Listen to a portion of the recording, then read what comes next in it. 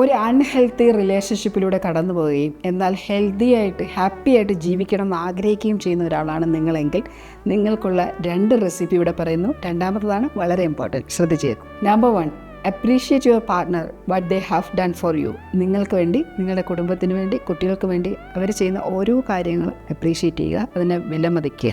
Appreciate what the partner has done for you. അതായത് ഇത് ഭർത്താക്കന്മാർക്ക് ഭയങ്കര ഇഷ്ടമാണ് കേട്ടോ. അതുപോലെ തന്നെ ഭാര്യയും ഈ അപ്രീസിയേഷൻ ഒരുപാട് ഇഷ്ടപ്പെടുന്നുണ്ട്. നിങ്ങൾ ചെയ്തു നോക്കിയാലാണ് അത് മനസ്സിലാകുക.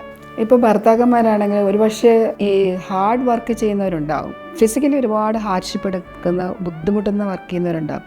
അത് മനസ്സിലാക്കി അവരെ അപ്രീഷിയേറ്റ് ചെയ്യണമെങ്കിൽ അവർക്ക് ഒരുപാട് സന്തോഷം തോന്നും, നിങ്ങളോട് കൂടുതൽ സ്നേഹം തോന്നും. ഇനി സ്ത്രീകളുടെ കാര്യത്തിലാണെങ്കിലോ വീട്ടിൽ ഒത്തിരി ജോലികളുണ്ട്. ഇപ്പോൾ ഹോം മേക്കർ എന്ന് പറയുന്നത് ഒരുപാട് ജോലി ചെയ്യണം, പേയ്മെൻറ്റില്ല ജോലി ചെയ്യുന്നവരാണ്.